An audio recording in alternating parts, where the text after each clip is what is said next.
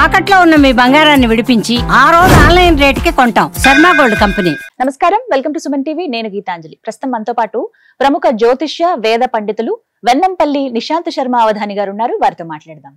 గురుగారు నమస్కారం అండి. మహాదేవ. ఆడి అమావాస్య తమిళలో అలా అంటారు, కానీ మనకి ఆషాఢ అమావాస్య.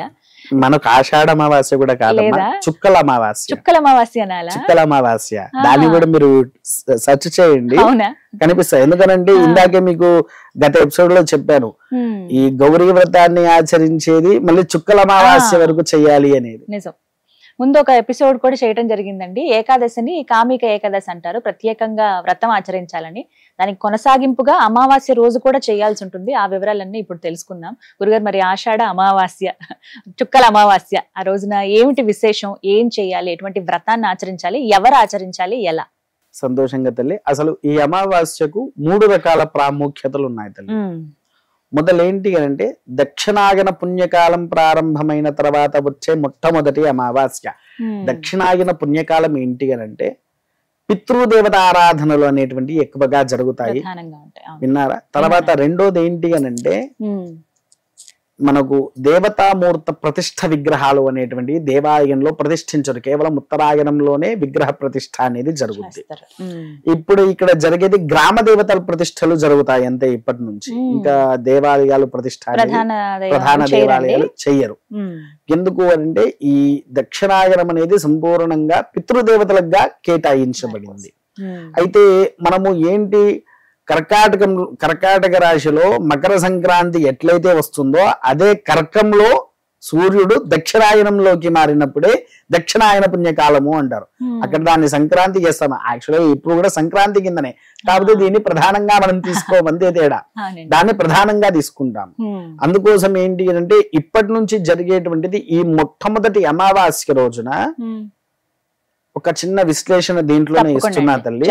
చాలా మంది పితృ దోషం అని ఒకరు అంటున్నారు, పితృ శాపం అని అంటున్నారు, ఇంకొంతమంది పితృదోష శాపాలు అని అంటున్నారు. దయచేసి అయ్యా బ్రాహ్మణోత్తములారా, నన్ను ఎవరు తప్పు పట్టకండి, అన్యదా భావించకండి ఇలా చెప్తున్నందుకు. ఏం లేదు తల్లి, పితృదోషము అంటే సరిగ్గా పిండ ప్రధానాలు ఎప్పుడైతే మనం పెట్టామో ఇంట్లో సూసైడ్ అటెంప్ట్స్ అంటే హ్యాంగింగ్ చేసుకోవడం కానివ్వండి, యాక్సిడెంట్ లో మరణించడం కానివ్వండి, లేకపోతే విషపూరిత పదార్థాలు తీసుకుంటారు కదా, అవి తీసుకొని మరణిస్తేనే పితృదోషము అనేటిది ఇంటికి తాకుద్ది. ఇంకొంతమంది ఏమని చెప్తున్నారంటే క్యాన్సర్ వచ్చిన, హార్ట్ అటాక్, స్ట్రోక్ వచ్చిన, దాని వల్ల వచ్చిన పితృదోషం అని అంటున్నారు, కానీ అది మనకు శాస్త్రంలోనే లేదు తల్లి. ఇంకొంతమంది జాతకాలు చూస్తున్నారు, ఈ జాతకాలలో పితృదోషం ఏ రకంగా లెక్కిస్తున్నారు, అసలు పితృదోషం అనేది జాతకంలో ఏ పరంగా చూస్తున్నారు? పితృదోషము అనేటువంటిది తల్లి మనకెప్పుడు కూడా గ్రహస్థితిలో బృహస్పతి రాహు వారు వేరు స్థానంలో ఉన్నప్పుడు చూసుకుంటారు. పంచమ నవమ స్థానంలో వాటి పరంగా అంటే ఇంట్లో చాలా మందికి ఇంట్లో ఎన్నో రకాల సమస్యలు ఉంటాయి, దానికి పితృదోష శాపం కింద పెట్టేసేసి వాటి వల్ల కాదు. ఎందుకంటే జాతక దోషాలు ఏమున్నాయో వాటిని చూసుకోండి. తప్పకుండా చేద్దాం గురుగారు ఒక ఎపిసోడ్ వీటిపైన కూడా. సంతోషంగా తెలియదు. తర్వాత ఈ పితృశాపం అంటే మనం తల్లిదండ్రుల్ని తిట్టినందుకు వచ్చేటువంటిది, దూషించడం వల్ల, విన్నారా? అయితే ఈ దోష శాపాలు ఎవరైతే ఉన్నారో ఎక్కడెక్కడికో వెళ్ళి లక్షలు వేలు డబ్బులు ఖర్చు పెట్టుకుంటున్నారు కదా, అంత దూరం పోవాల్సిన అవసరం లేకుండా చిన్న ఉదాహరణ, ప్రతి అమావాస్య రోజు నువ్వులతోని సూర్యుడికి అర్ఘ్యం వదలండి. ఎవరంతటి వారు చేయొచ్చండి? ఎవరైనా, మగవాళ్ళు, అంటే బ్రాహ్మణులు ఉండాల్సిన అవసరం ఎవ్వరు లేరమ్మా. బ్రాహ్మణులతో కూడా అవసరం లేదు, కేవలము దాన్ని పితృతర్పణము అంటారు. మీరు కావాలంటే పురాతనమైన గ్రంథాలు కూడా తీసుకోండి, లేకపోతే మనకు ఇది నెట్ ఉంది కదా, నెట్ లో కూడా కొట్టి చూడండి, ఆషాఢ అమావాస్య విధానము అని కొట్టి చూడండి, దాంట్లో మనకు స్పష్టంగా కనిపిస్తాయి. ఏంటి పితృదోషము పితృశాపము ఉండేటువంటి వారు ఆ రోజు ఉదయాన్నే ఆ రోజు నుంచి, అంటే ఈ పితృదోష శాపాల్లో ఉండే వాళ్ళు ఉంటారు కదా, వీళ్ళు చాలా మంది ఎక్కడెక్కడికో త్రయంబకం అంటున్నారు, గోకర్ణం అంటున్నారు, ఎక్కడికెక్కడికో. వాస్తవానికి ఏంటి అని అంటే ఇది వేరే పెద్ద సబ్జెక్ట్ అమ్మా, దీని గురించి తర్వాత. అయితే ఈ పితృదోష శాపం వల్ల ఉదయం పూట ఆ సూర్య భగవానుడికి పితృతర్పణం వదలాలి తల్లి. ఈ పితృతర్పణము ప్రతి అమావాస్య రోజు మీరు గనక ఆచరిస్తే పితృదోషము నివారణ అవుతుంది తల్లి. ఎంతో దూరం పోయే బదులు ఈ ఒక్క దాని వల్ల నివారణ అనేది జరుగుతుంది. అదొకటి మెయిన్. ఎందుకనంటే ఇది ఈ పితృ ప్రారంభమయ్యేది దక్షిణాయన పుణ్యకాలంలో మొట్టమొదటి అమావాస్యగా.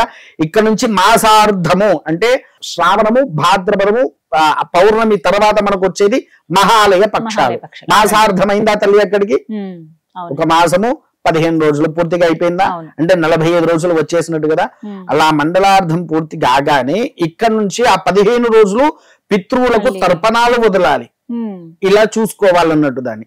ఇక్కడ నుంచి ప్రారంభమవుతుంది. కొంతమంది నాకు ఈ దోషం ఉన్నది, నివారణ కావాలి అని అనుకునే వారికి ఇప్పటి నుంచి ప్రారంభం చేయండి. ప్రతి అమావాస్య నువ్వులు, తెల్ల నువ్వులు కాదు, నల్ల నువ్వులతోని ఆ యొక్క పితృదేవతలకు గనక మనం ఇలా తర్పణం వదులుతూ ఉంటే, లేకపోతే 2 చేతులతోనైనా తర్పణం వదిలినా మనలో ఉండేటువంటి పితృదోషము నివారణ అనేటువంటిది జరుగుతుంది. ఎన్ని గంటలకు ఇలా చేయాలండి సమయం? సూర్యుడు ఉదయించే క్రమంలో, సూర్యుడు ఉదయించే క్రమంలో ఉదయం మనకు 6 నుంచి 9:30 మధ్యలో ఎప్పుడైనా చెయ్యొచ్చు తల్లి.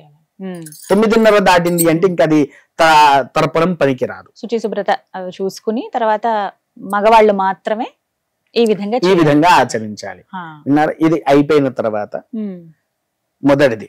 రెండోది గౌరీ వ్రతము, చుక్కల అమావాస్య అన్నారు. అదే గౌరీ వ్రతము చుక్కల అమావాస్య. కార్మిక ఏకాదశి రోజు చేసింది లక్ష్మీ గౌరీ, ఇక్కడ కేవలం గౌరీ వ్రతము. ఇక్కడ ఏంటి అని అంటే తల్లి, అనారోగ్యంగా భర్తలు ఉంటున్నారు కొంతమందికి. అంటే నేను నా కళ్ళతో చూశాను, కొంతమంది వివాహమయ్యి నెల రోజులో సంవత్సరము కాగానే బెడ్ సిక్ అయిపోతున్నారు, లేవలేక ఇబ్బంది అయిపోతున్నారు, ఏదో ఒక అనారోగ్యాలు ప్రారంభమవుతూ ఉన్నాయి. అట్టివి నివారణ చేయడానికి వాస్తవానికి ఈ చుక్కల అమావాస్య ఎక్కువగా తెలంగాణ ప్రాంతం కంటే మహారాష్ట్ర వాళ్ళు అత్యంత అమోఘ వైభవపేతంగా చేస్తారు తల్లి. ఎంత వైభవంగా చేస్తారంటే వాళ్ళు చేసేదాన్ని అసలు ఇంకా చూడలేం, అంత అత్యంత అద్భుతంగా ఉంటది. విన్నారా తల్లి? అది ఈ గౌరీ వ్రతంలో మొత్తం 3 ఉన్నాయన్నాను కదా. తర్వాత 3వది ఏంటి అని అంటే దీప పూజ. దీప పూజ అంటే ఐడియా ఉంది కదా. మనం మొట్టమొదటి ఇంట్లో వెలిగించేది ఏంటిది తల్లి? దీపము. ఆ దీపం జ్యోతి పరబ్రహ్మ, దీపమే సకల బ్రహ్మత్వంలో ఉంటది. ఆ దీపానికి పూజ ఆచరించి యథావిధి గౌరీ పూజ ఆచరించాలి. అమ్మవారి ఫోటో పెట్టుకొని ఈ ఇంకొకటి ఏంటి అని అంటే ఈ చుక్కల కథ అని ఉంటది. అది కూడా అత్యంత అమోఘంగా ఉంటది, అందుబాటులోనే ఉంటది తల్లి. ఆ కథను గనక బ్రాహ్మణులతోని చేయించుకుంటే అసలు ఇంట్లో ఎటువంటి పీడలు రావు తల్లి. క్లియర్ కట్ గా చెప్పాలి అని అంటే ఎటువంటి పీడలు అనేటువంటిది ఇంటి మీద వాలవు. చాలా మంది ఏం చేస్తారంటే, మీరు ఇది శ్రీశైలంలో కానివ్వండి, లేకపోతే ఇంకొక దేవాలయం ఉంది, ఆ దేవాలయం నోట్లో ఆడుతుంది, ఆ ఊరి పేరు బయటికి రావట్లా. అక్కడ ఏంటంటే స్వామి వారికి ఒక 2 నుంచి 3,000 టన్నుల వరకు స్వామి వారికి అన్నం వండుతారు. సంవత్సరానికి ఒకటే రోజు ఆ దేవాలయం ఓపెన్ చేస్తారు. ఆ అన్నం మొత్తం స్వామి వారి దగ్గర నైవేద్యం కింద అది పెట్టేసి తాళం వేస్తారు. కాదండి, వేరే ఇతర రాష్ట్రం తలుపులు వేస్తారు. సంవత్సరం తర్వాత మళ్ళీ వాళ్ళ తలుపులు తీస్తే మొదలు పెట్టినప్పుడు ఎంత వేడిగా ఎంత స్వచ్ఛంగా ఉంటుందో ఆ దేవాలయంలో అన్నం కూడా అంతే స్వచ్ఛంగా ఉంటది, అంత వేడిగా ఉంటది. సంవత్సరానికి కనీసం మామూలుగా చీమలు ఏవో ఒకటి ఏమి ఉండవు తల్లి అందులో. మళ్ళీ సంవత్సరం తర్వాత మీరు వెళ్ళి చూడండి, ఆ అన్నం అంతే ఉంటుంది. తర్వాత మనకు వైశాఖ మాసంలో శ్రీశైలంలో అమ్మవారికి కుంభము అని పెడతారు. వీటిని వాస్తవానికి కుంభము అనాలి. ఈ దేవాలయంలో గాని ఇక్కడే కానివ్వండి, కార్తీక మాసంలో ఈశ్వరుడికి ఇలా కుంభము అని పెడతాము. ఈ కుంభము ఏంటి అంటే పొరపాటున కొంతమంది ఆలయాలలో దేవుడికి నైవేద్యం అనేది పెట్టరు. మా బ్రాహ్మణులు కొంతమంది పైసలకు బాగా అలవాటయ్యి, డబ్బులకు అలవాటయ్యి వాళ్ళకు నచ్చిన విధానంలో పూజలు చేస్తూ జనాలను మభ్య పెడుతూ ఉన్నారు. నా కళ్ళ ముందు కొన్ని దేవాలయాలు చూశాను, దేవుడికి నివేదన అనేటువంటిది పెట్టారు. అప్పుడు ఏం చేయాలి అని అంటే, మన ఇంట్లో ఒక 5 కిలోల రైస్ బండేసేసి మన ఇంట్లో ఉండే దేవుడికైనా సరే, లేకపోతే దేవాలయంలో ఉండే దేవుడికైనా సరే, మనం దీపారాధన దీప పూజ ఎక్కడైతే ఆచరించామో, గుళ్ళోనైనా సరే ఇంట్లోనైనా సరే, ఈ దీప పూజ మాత్రం ఖచ్చితంగా ఆ రోజు ఆచరించాలి తల్లి. ఆ రోజు ఆచరిస్తే మనకు ఇంట్లో వెలుగు ఏం చేస్తదమ్మా, మనకు ఒక దారి చూపిస్తది. అవును, ఖచ్చితంగా కదా. చీకట్లో ఉన్నప్పుడు మనకి ఏ దారి కనిపించదు. అదే వెలుగు ఉంటే ఎవరికైనా ఎంతటి దారులైనా సరే కనిపిస్తూ ఉంటాయి. 100 దారుల్లో ఏ దారి అనేది ప్రత్యక్షంగా మనకు చూపించే దారి దీపదేవత. ఆ దీపదేవత ఎవరు? శివుడికి మొత్తం 3 కుమార్తెలు. ఎవరు? మానసాదేవి, అశోక సుందరి, జ్యోతి.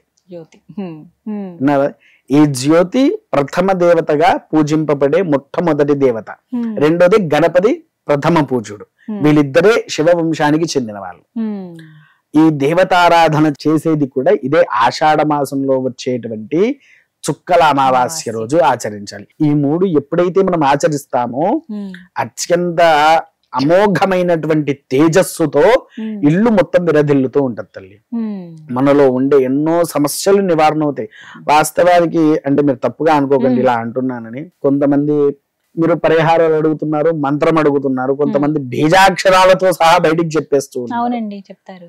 వాళ్ళ ఉచ్చారణ సరిగ్గా పలకరాక దానివల్ల వారు ఇబ్బంది పడుతూ ఉంటారు. వాటి బదులు ఇవి చూపించండి వాళ్ళకు, వాళ్ళల్లో ఉండే సమస్య దోషాలు నివారణ అవుతాయి. సమస్త దోషాలు కూడా పరిహారం అయ్యి వ్రతాన్ని ఇప్పుడు సత్యనావ్రతం ఎందుకు ఆచరిస్తాము తల్లి మనం? కొత్తగా వివాహమైన తర్వాత. ఇంకొకటి, ఈ చుక్కల అమావాస్య చుక్కల వ్రతాన్ని వివాహమైన స్త్రీ మొదటి 5వ సంవత్సరం నుంచి ప్రారంభం చేస్తారు. 5వ సంవత్సరం నుంచి ప్రారంభం చేయాలి. అయ్యా మరి మాకు ఈ విషయం ఇప్పటి వరకు తెలియదు, మేము ఇంతవరకు చేయలేదు అని అంటే, అందాది ఇప్పుడు మీకు వివాహం ఎన్ని సంవత్సరాలు అయ్యి ఉంటుంది తల్లి? ఒక 10 ఏళ్ళు అయ్యిందా? నాకండి 5 ఏళ్ళు. 5 ఏళ్ళు. ఇప్పుడు హ్యాపీగా మీరు ప్రారంభం చేసుకోవచ్చు. 10 ఏళ్ళు 5 ఏళ్ళు ఇట్లా మనం ప్రారంభం చేసుకోవాలి. వాటిని చూసుకొని ఇప్పటి నుంచి మనం ప్రారంభం చేసుకుంటే అమోఘమైన ఫలితము మన కుటుంబానికి వర్ధిల్లుతుంది. ఇది కేవలం భర్త సౌభాగ్య కోసమే చూసుకునేదమ్మా. ఇది కూడా గౌరీదేవికి చేసేదే. ఎటువంటి నైవేద్యాలు అవి సమర్పించాలండి? నైవేద్యం చిత్రాన్నమే అమ్మ. ఇక్కడ చిత్రాన్నమే. దీపానికి మాత్రం వేరే నైవేద్యము, అవి కూడా పళ్ళతో తయారు చేయాల్సిందే దీపానికి. పండ్లన్నీ ముక్కలుగా కట్ చేస్తాము కదా, అన్ని రకాల పళ్ళు, అన్ని రకాల పండ్లు కలిపి నివేదన పెట్టాలి. అలా పెడితే ఆ అమ్మవారు ఎంతో ప్రీతిగా నైవేద్యాన్ని స్వీకరిస్తుంది. అంతటి అమోఘమైనటువంటి వ్రతాలే ఈ చుక్కల అమావాస్య. మనకు ప్రారంభమయ్యేదే పితృ అమావాస్య అని కూడా అనవచ్చు దీన్ని. అలా తల్లి. మగవారేమో పితృదేవులకు వాళ్ళకే తర్పణాలకు, ఇవి 2 మాత్రం ఇంకా ఆడవాళ్ళకి వీళ్ళు చేసుకోవచ్చు. ధన్యవాదాలు గురుగారు. మహాదేవ.